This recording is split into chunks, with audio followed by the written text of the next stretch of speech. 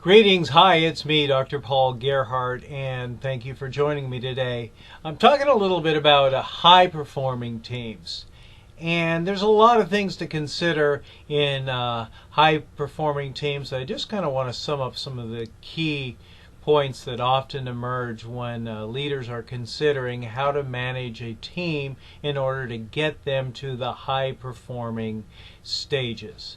So, breaking it down, there's a general performance formula which includes resources times motivation times ability. And you think about what that really means is people, if they don't have the right resources in order to accomplish goals, they're going to lose motivation to do it, or they're going to find other ways to work around not having the resources, but that slows them down too. And if you think about teams, if even one person is not performing at optimum levels, then that team is just a little bit weaker than it could be, and therefore not performing in a high performance level. You know, having the right motivation matters, and we're all motivated differently, and so great leaders and teammates need to understand what motivates each of us, and it's all different. Some people it's money, some of it's about accomplishment, sometimes it's about the respect that you get, or a feeling of camaraderie even.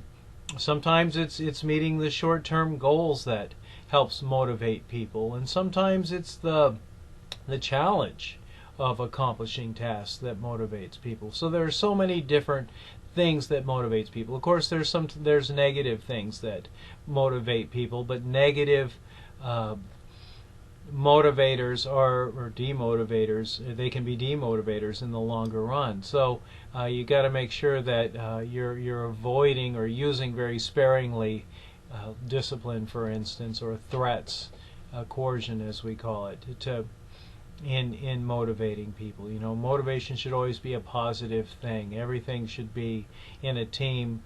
You know, when you're introducing anything negative into a team, it's like introducing poison, and you can probably live and operate with little doses of poison in your body, and it may make you stronger in the longer run, or it could make you weaker in the longer run. So you have to really always think about, is what I'm saying going to be positive or negative? And then the ability.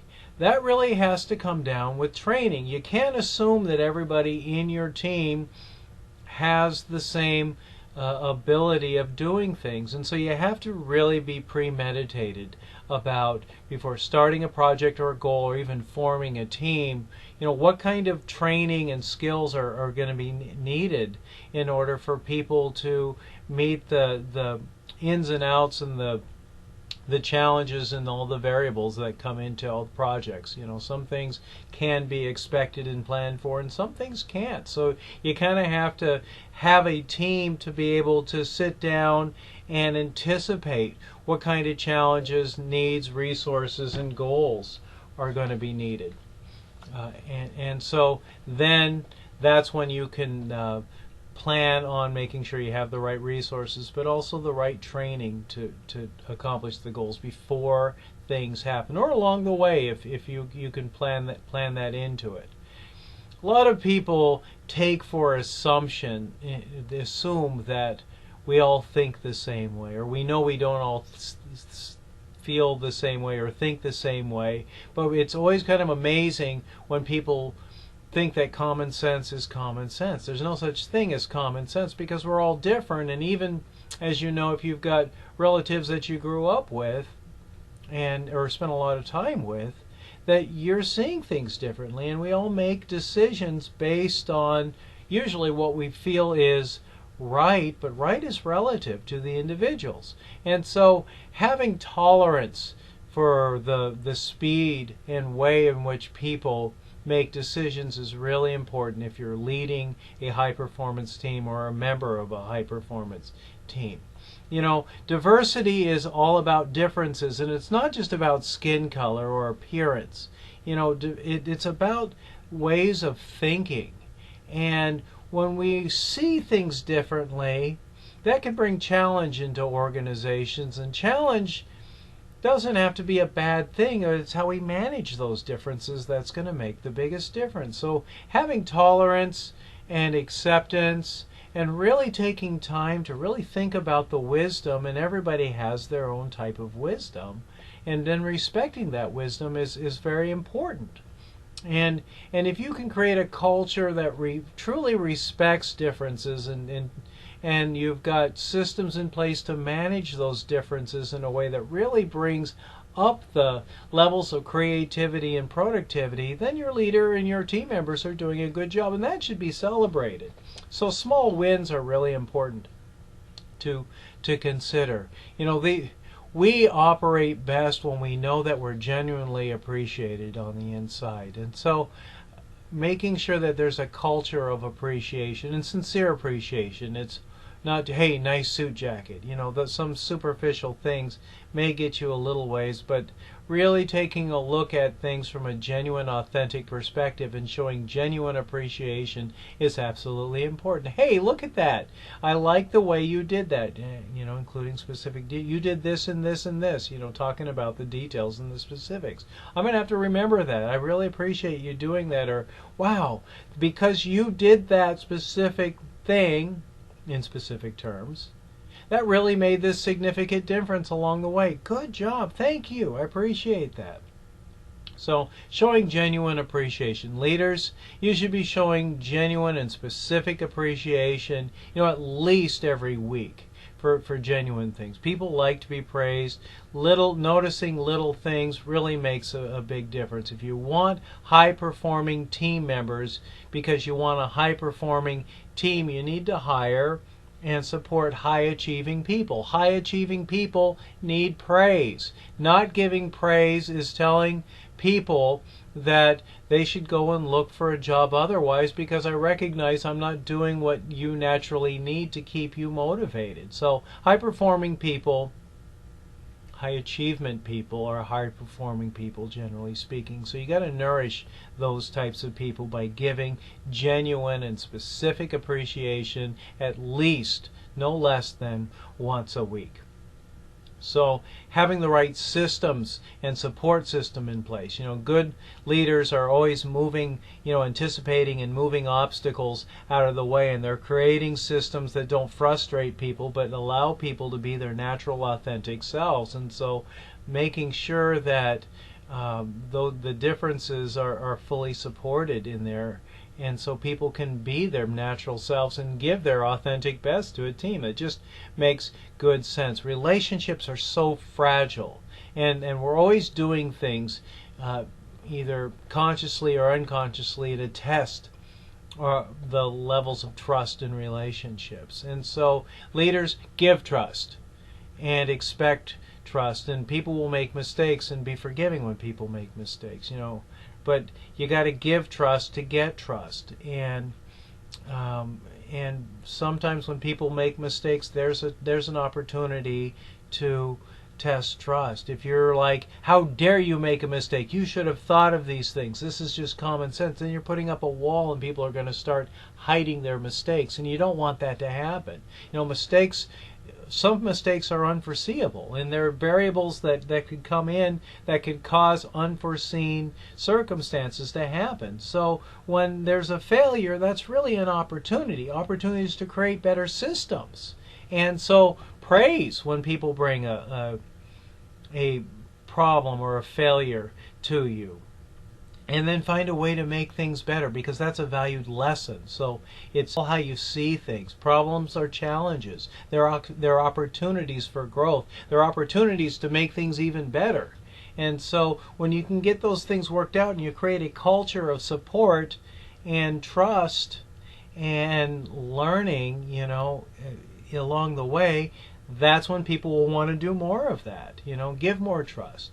Do more learning, make more mistakes, hopefully not a lot of expensive mistakes, but fixable mistakes to create systems that shores things up in the long run. Those are opportunities Those are what make teams even better, managing through the toughest times to help people see what they're really all about, and then being able to celebrate that. Wow, that felt tough in the moment, but look what we did. We did something even better than what we had anticipated. So part of that is about really understanding what people can do and bringing those people in at the right time, and then knowing when there are people who have opportunities and giving them the right kind of support and the people to support them, not only systems, and that way they can grow through those areas of opportunity for personal growth too. So really knowing working with and giving individuals what they need, without judgment along the way. People will do a lot better when they're not feel like you're being too critical, but you're finding ways to support them and challenging people. When you think someone can do better, being authentic. I think you can do better than this. Let's see how we can do that. How can I motivate you or encourage you or give you the right resources so that you could take this to the next level? Are you okay? Are you sick? Is that why you weren't able to accomplish this at the level that we talked about before? And I guess that really comes down to making sure that expectations are clear. I thought we agreed upon this. No, we agreed upon this. Having the specifics, measurable specifics of what the expectations look like. The who, what, where, when, and why. All of those things should be clarified, and they should be clarified in conjunction with the teams helping set those expectations. Everybody should be vested in that. And when a team is very clear on those expectations, it's kind of hard to break a bond when people are on the same page and moving forward, because they've helped create those very clear expectations and the goals. And they should be high standards. People feel good when the standards are high and they're meeting those, rather than setting low expectations than meeting them and still being mediocre. That's not high performing. So high performing, high standards, very clear goals with specific standards and support along the way to get people there. Sometimes, or all the time, leaders need to be present and visible so that the relationships stay strong and there can be collaboration, and there's opportunities for leaders to coach people along the way to get them where they need to be. And I think that's what a good coach does, whether it be in sports or in for-profit or non-profit organizations or large teams or small teams. Good leaders know when to step in and give coaching along the way, and they also know when not to do coaching. Giving coaching at a time when you've got an expert on the field doing what they do best, and you coming along and telling them how to do their job, that probably is going to be more of a demotivator and could be a wrench in the fabric of your teamwork if you're not careful. So giving the right amount of coaching at the right time, that could be both a art and a science. So there's a lot to being an effective team member and a leader of a high-performing team. Make sure you have clear expectations. Make sure you've got the right resources. Make sure that you're creating a culture where people feel supportive and they help support each other. You've got to model that as a leader. Have high expectations that are set by the team members that are involved so that there's buy-in there, and giving feedback along the way. I think we can improve here, or this looks really good. These specific things look really great.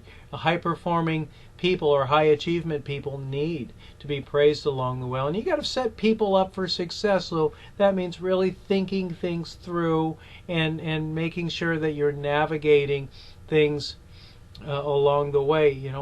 Leading, that has to be done from the front. Sometimes you need to ask, how can I support you? And sometimes you need to just be clearing the way out and saying, hey, look, I've already started this. Let's do this. So there's a lot of things in there.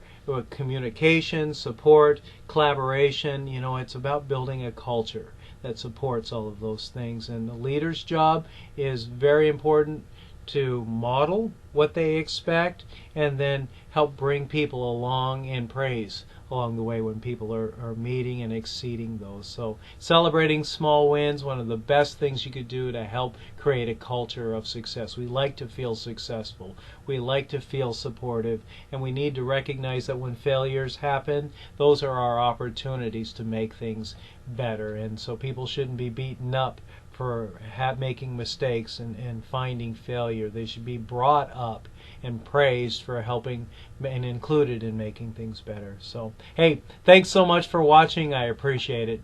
Contact me